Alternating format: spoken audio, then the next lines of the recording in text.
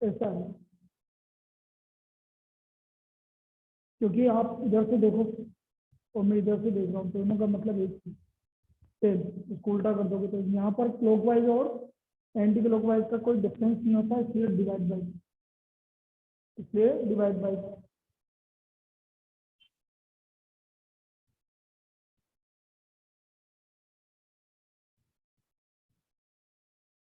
अब इसमें देखो आपके मॉड्यूल का प्रॉब्लम है, आई थिंक 5C का क्वेश्चन है, 5B का क्वेश्चन नंबर 6 क्या है? नहीं, 4 क्या है? 5B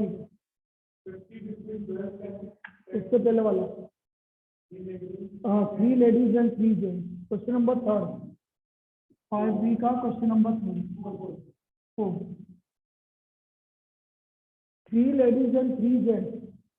अब उसने क्या बोला है कि भाई एक राउंड टेबल है, राउंड टेबल पर 3 लेडी और 3 जेंट्स को बिठाएंगे, लेकिन इस तरह से बस बिठाना है कि कोई भी 2 लेडी, केवल 2 लेडी एक साथ आनी चाहिए। तो केवल 2 लेडी और ओनली 2 लेडी एक साथ आनी चाहिए, तो इस तरह से बिठाएंगे।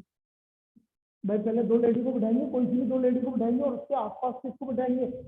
जेंट्स को, ताकि केवल 2 लेडी एक साथ बैठेंगे। तो इन चारों को फिक्स करना है, लेकिन इन चारों को फिक्स कर देना, लेकिन ये कितने तरीके से आएंगे ये तो देखना पड़ेगा। 3 लेडी में से कोई भी 2 लेडी को अरेंज करने के तरीके,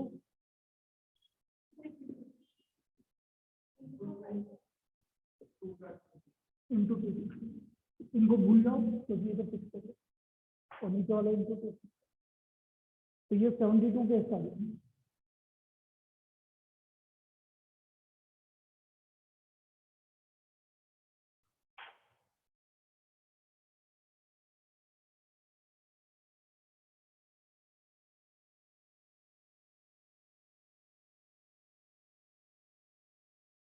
हो गया, कोई दिक्कत नहीं। अब एक और प्रॉब्लम ऐसा ही है। अब वो प्रॉब्लम क्या है ये समझ में आ गया ऑनलाइन सभी को, दोनों को ऑनलाइन क्लियर है? Yes sir. Yes sir. अब देखो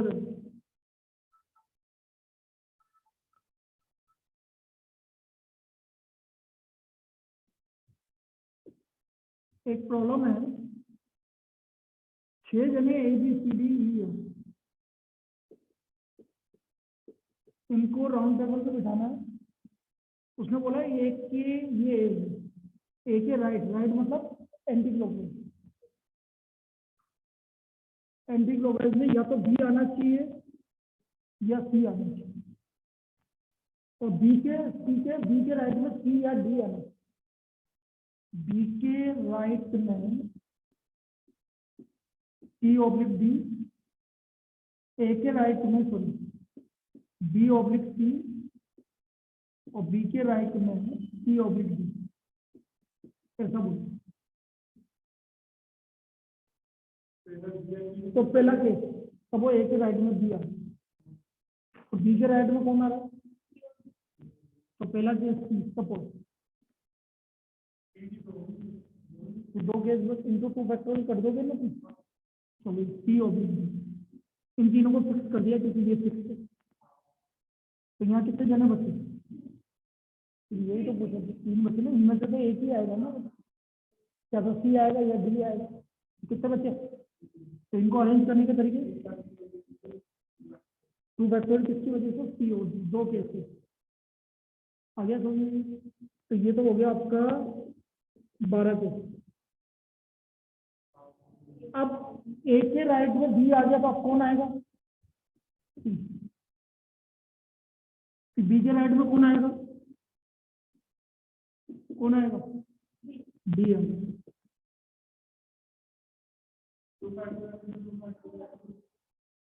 एक को फिक्स करना, एक को फिक्स कर दिया, ये अपनी जगह थोड़ी चेंज करेंगे बेटा। बी के राइट में डी है ना, 1 2 3 3 फैक्टर। अरे ये तो फिक्स हो गया, इसके राइट में ये है, ये भी फिक्स है, 1 2 3। एक को फिक्स करके 3 को अरेंज करेंगे।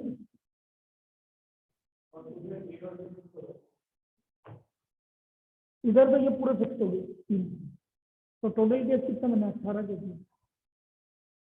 ये आपका परमुटेशन कंप्लीट हो गया। अब कॉम्बिनेशन के फॉर्मूले लिख लो, अभी तो पढ़ लेते हैं। आज मेरी अगली क्लास नहीं है तो अभी 15-20 मिनट और पढ़ा देते हैं। आज मैंने क्या सारी क्लासें कैंसिल कर रखी, बस तुम्हारी एक इवनिंग में तुम्हारे तेरे भाई वाली थी, वो चले गए, बाकी दिन भी कैंसिल कर दिए।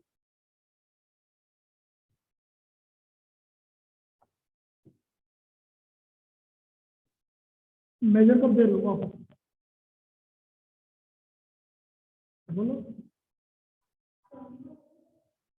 तुम्हारा क्या है पेपर का? 23 को है ना? कल 23 को फर्स्ट 20 तारीख क्या है? ट्यूजडे दे दो।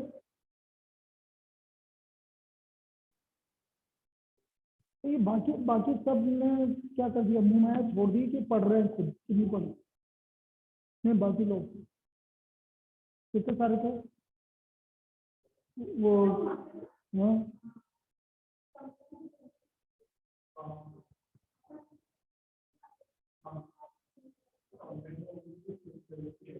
ट्विंकल तो अगला देगी अटेंड, क्योंकि उसका अटेंड लगा ही नहीं इस बार, उसको भूल गई, मतलब वो उसका फॉर्म बन गया। हाँ, तो उसका अगला अटेम्प्ट लगा, तो उसने एक बार पढ़ लिया, बस अब अगली बार दोबारा पढ़ लेगा। जैसे कि उसका तो बहुत बढ़िया ये। और तुषार का भी मैंने देखा आज है ना, उसमें वो भी जो पिछला अगले वाले अटेम्प्ट के लिए हो गया उनका। आयुष को, आयुष का तो आयुष का एक वो अच्छी थी, वो खंडूजा अच्छी थी, लेकिन कब तक आज तक दिया हमने।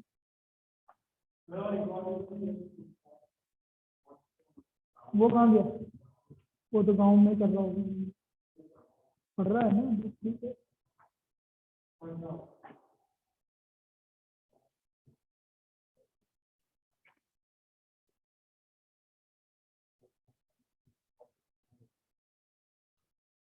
चलिए देखो जरा combination. Selection of R things out of anything. Selection of R things. अच्छा कल क्या करना है? नहीं, ये अभी कॉम्बिनेशन कभी तो कंप्लीट थोड़ी होगी। ये तो आराम से हो जाएगा कल में, तो ये तो ज्यादा आधे घंटे का काम है। लेकिन कल अपन आपको खैर मुझे पता था ना, क्योंकि मेरी अगली क्लास में है तो मैं थोड़ा लेट हो गया। कल अपन 10:15 बजे मिलेंगे, क्योंकि मैं 10:15 से 11:15 ही पढ़ा पाऊंगा, क्योंकि 11:15 से 12:15 किसी और को इवनिंग में पढ़ा देंगे ऑनलाइन, या इसको कंप्लीट देखते हैं तो 8 बजे उससे उससे पहले नहीं, 8 बजे तक तो लगातार क्लास में। चलो, selection of r things out of anything which is given by NCR. NCR होता है n factorial upon r factorial n minus r, n factorial upon r factorial n minus r factorial. जैसे मैंने बोला 7C3, तो मैं इसको ऐसे लिख दो आपको 765, ये तो परम्यूटेशन होता है, और अपॉन 3 2 1 ये कॉम्बिनेशन होगी। फिर कितना लिखोगे तो 7C3 होता है, और डिवाइड कर दोगे तो कॉम्बिनेशन होगी, तो ये 35 होंगे। इससे निकालोगे तो भी यही आएगा। तो this is selection of r things out of n property. NC 0 equal to 1, NCN equal to 1, NC1 equal to n, NCR equal to NCR into R factor, NC1 equal to n, 7C1 equal to 7, NCR equal to NCR into R factor. N में से are तीन को आप arrange करो, selection करो। ये अब इससे प्रॉब्लम आ चुकी है, if NCR equal to 360 and NCR equal to 6, then find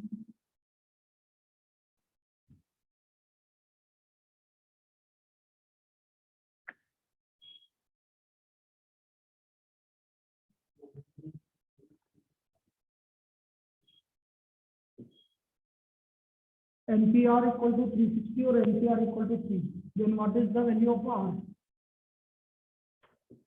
So 360 equal to 3 into R factorial, 120 जिसका होता है,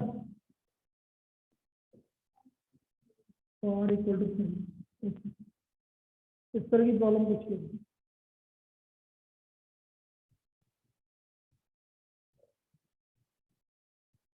तो ये हमारा फोर्थ फॉर्मूला ही है.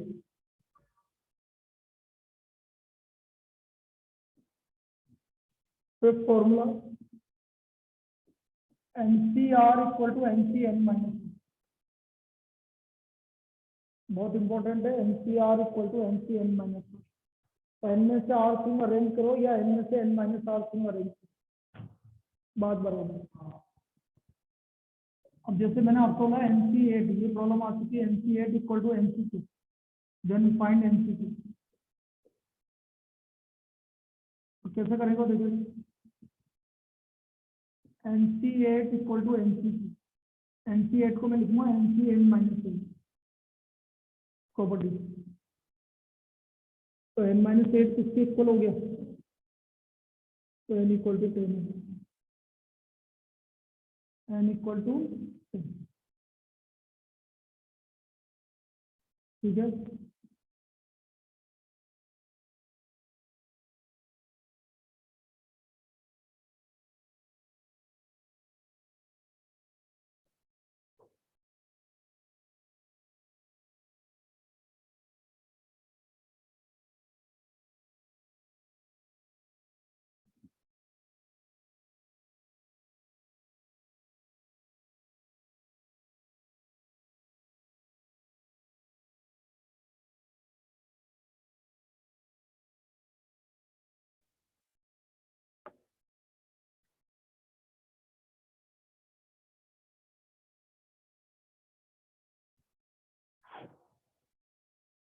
अब पास्कल रूल,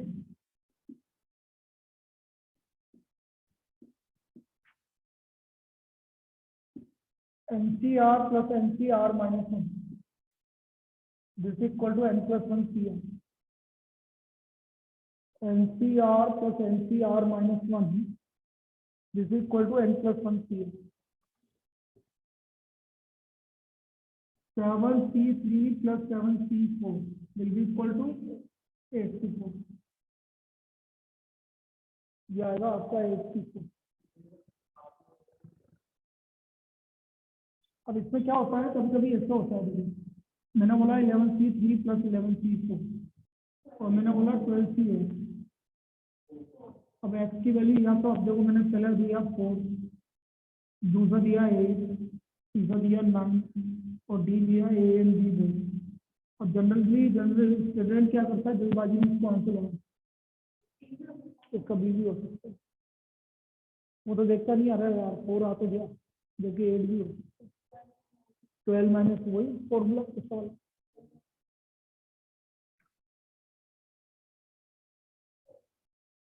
तो 12C तो 12C, तो 4 और 8 दोनों हो सकते हैं, इसलिए डी है. तो इसलिए जल्दबाजी नहीं करनी बिल्कुल भी. ठीक है.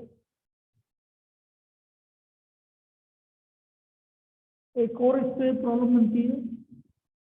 मैंने आपको बोल दिया 12C3 plus 2 into 12C4 plus 12C5 equal to XC. क्या होगा, तो देखो इसको कैसे करेंगे. 12C3 plus 12C4 plus 12C4 plus 12C3. अब ये दोनों एक साथ, ये दोनों एक साथ. 13C4 प्लस 13C4 14C5, तो XC5, तो X की वैल्यू कितनी होगी, 14 ऐसा आया। तो ये कहलाता है आपका pascal rule, this is pascal rule.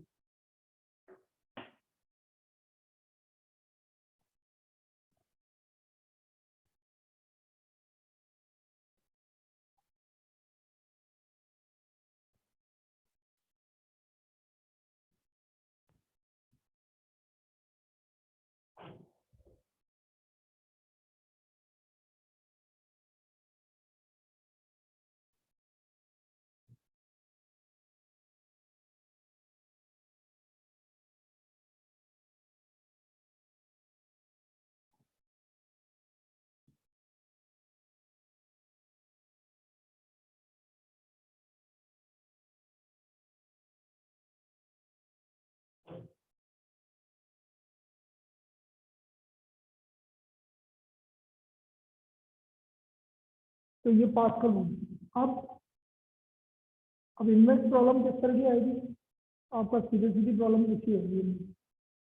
जैसे मैं आपको बोल रहा हूँ कि 6 बॉयज या 6 जेंट्स एंड 4 लेडीज, इनसे एक कमेटी बनानी, 5 मेंबर्स।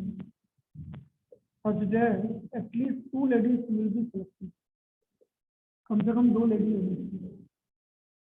अब 2 लेडी होनी चाहिए, देखो 4 लेडीज 6 जेंट्स, 2 लेडी होगी तो 3 जेंट्स होंगे, 3 लेडी होगी तो 2 जेंट्स होंगे, और चारों लेडी होगी तो एक जेंट्स। तो ये 3 केस बन जाएंगे। तो केस कितना है आपका? टोटल रेंज कितना आ गया? 4C2 इंटू 63, 4C3 इंटू 62 और 4C4 इंटू 60। इसको सोल्व कर लीजिए आंसर। तो एटलीस्ट 2 लेडीज वाला केस आ गया। आया? फिर तो एक तो इस तरह की प्रॉब्लम आती है। अब एक आती है आपकी number of diagonals in a polygon. Number of diagonals in a polygon. तो या तो आप ऐसे लिखो NC2 माइनस एन, या formula n minus 3/2। NC2 minus n या n into n minus 3/2। This is the number of diagonals in a polygon. ये number of diagonals in a polygon का formula.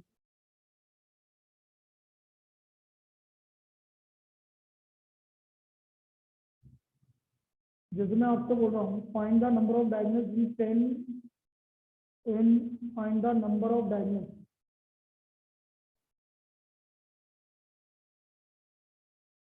in a polygon of 12 sides, of 12 sides। तो देखो 12C2 minus 12 सबसे बढ़िया तरीका यही है।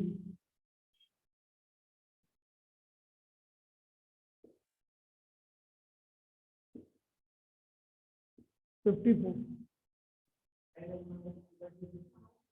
लेकिन ये ज्यादा अच्छा है, इसमें क्या आपको फॉर्मूले याद करने की जरूरत नहीं। ऐसे ही कैसे बनाए ये चीज समझो भाई। एन साइडेड पॉलीगन, तो डायगोनल बनते हैं 2 साइड को मिलाकर, तो NC2। लेकिन उनमें से n तो साइड होगी, तो साइड को हटाने के बाद जो बचा वो डायगोनल, तो NC2 minus 1।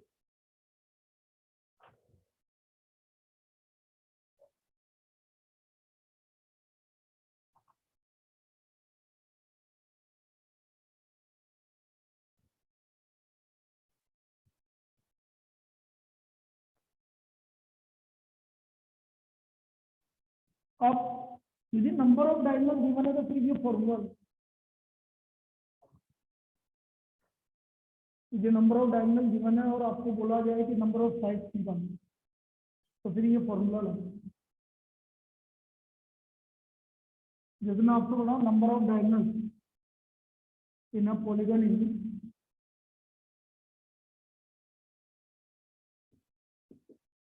In a polygon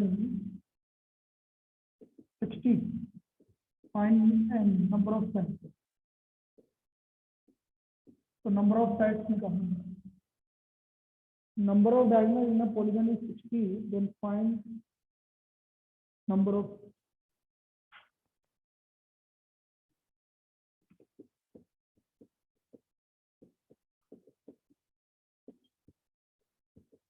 one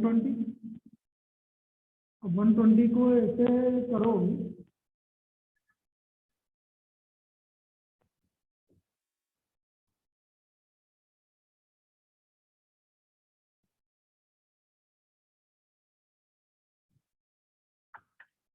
sixteen 90,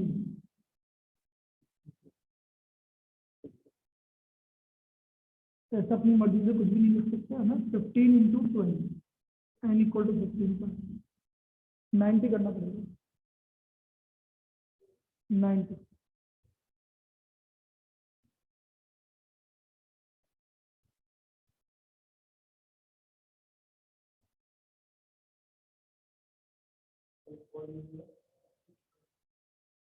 ठीक है, अच्छा सेकंड वाले भी ऐसे ही होंगे, जिसमें आपको बनाओ एक पार्टी में 12 जन हैं, तो कितने सेकंड्स होंगे, हाथ कितनी तरह से मिला सकते हो।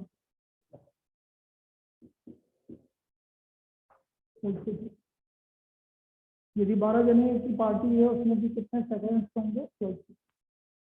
अच्छा, number maximum number of intersection of any circle, ये फॉर्मूला लिखो, maximum number of intersection of any circle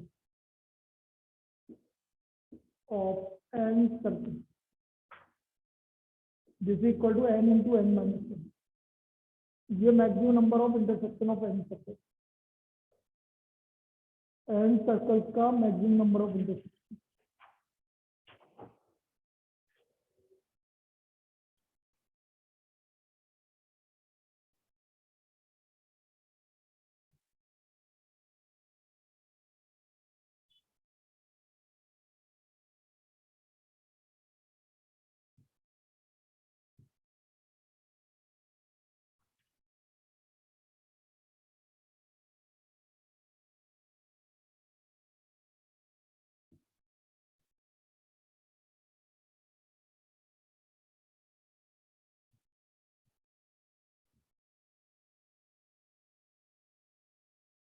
maximum number of intersection of n circle,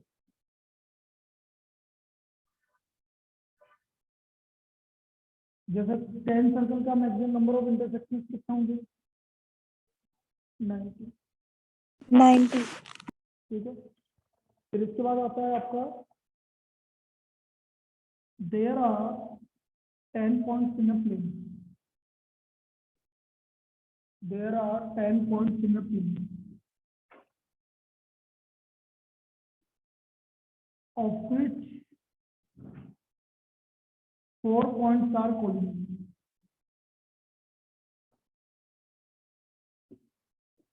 Find the, except these 4 points,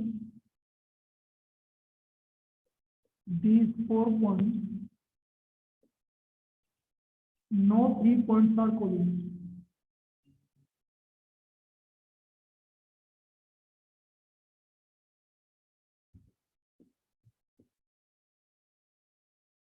Find the number of first straight line forms, second triangle. 4 point collinear है, इन 4 point के अलावा कोई भी 3 point collinear नहीं, तो कितने triangle बना सकते हो, कितनी स्ट्रेट लाइन बना सकते हो, सोचो।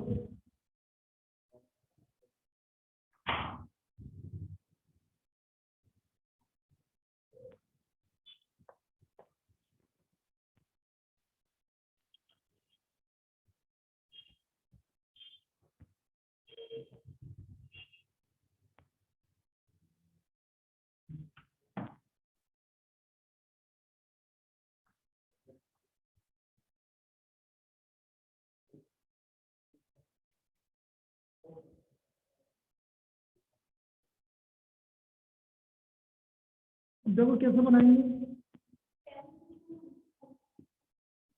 10c2 माइनस 4c2 प्लस 1, ये तो पहला वाला है। 10 से कितनी लाइन बनेगी 10C2? मैं मान लेता हूँ कि जो 4 पॉइंट आपके कोलिनियर है उससे एक भी लाइन नहीं बनेगी, मान लो तो -4C2, लेकिन एक तो बनेगी इसके प्लस। और लास्ट ट्राइंगल में क्या होगा 10C3 -4C3। ट्राइंगल तो नहीं बनेगा कोई भी 3 कोलिनियर पॉइंट, लाइन बन सकता है इसलिए। हाँ बेटा, स्ट्रेट लाइन में +1 क्यों डाला है?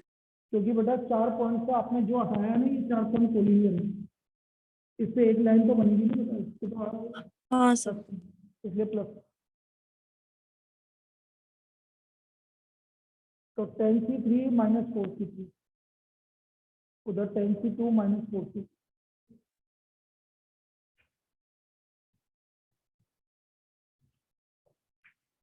number of selecting at least one thing out of n things, number of ways of selecting at least one thing out of n things, n things. This is equal to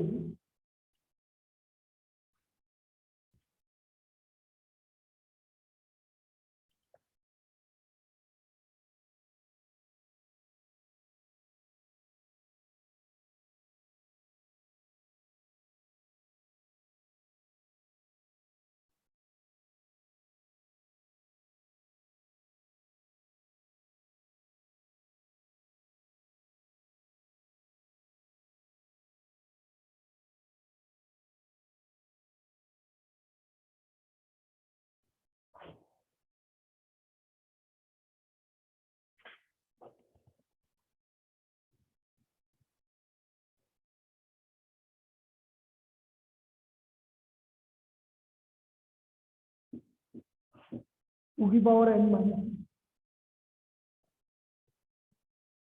2 की power n minus.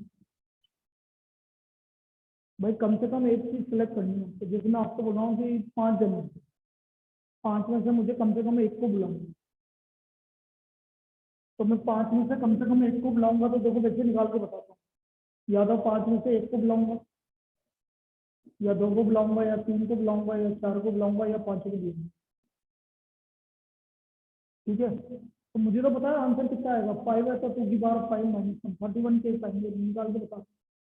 5 10 10 5 करो count कितना। तो ये होता है 2 की power n minus number of ways of selecting at least one things out of n। अब इसमें प्रॉब्लम आ चुकी है आपकी बहुत बार। एक प्रॉब्लम है कि एक पेपर है जिसमें दो पार्ट, पार्ट 1 पार्ट 2, इसमें 4 क्वेश्चन ज्योमेट्री के हैं, 6 क्वेश्चन आपके अलजेब्रा के, 4 question in geometry and 6 question in algebra. तो कम से कम एक सेलेक्ट करना है, selecting at least one thing, selecting at least one thing, at least one question from each part. तो इससे सेलेक्ट करने के तरीके कितना हो गया, 2 की पावर 4 माइनस 1, और इससे सेलेक्ट करने के 2 की पावर 6। निकाल के बताओ कितना।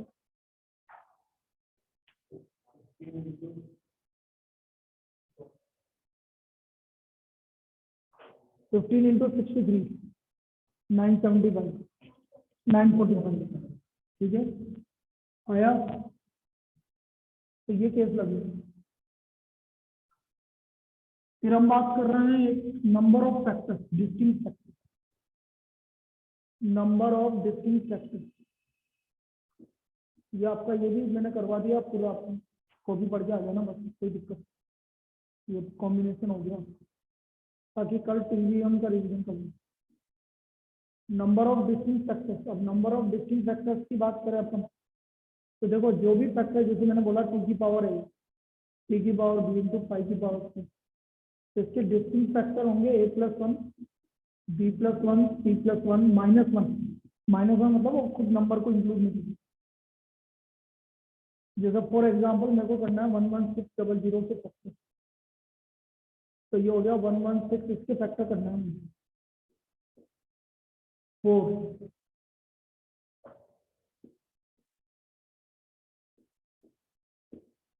तो ये हो गया 2 की पावर 4 इंटू 5 की पावर 2 इंटू 29 की पावर, यही हो रहा है।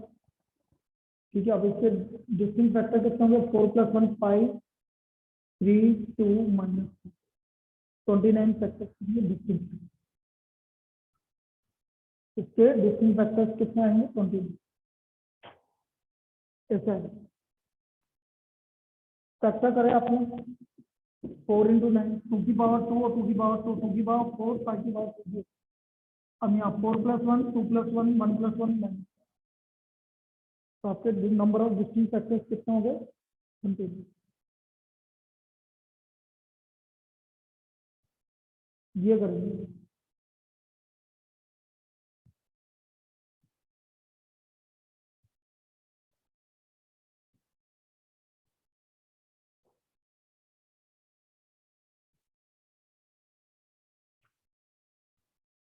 तो कल अब इसके बाद आगे स्टार्ट करेंगे। ठीक है, कल 10:15 बजे 10:15 10:15 बजे हम मिलेंगे और टीवीएम का रिवीजन करवाएंगे।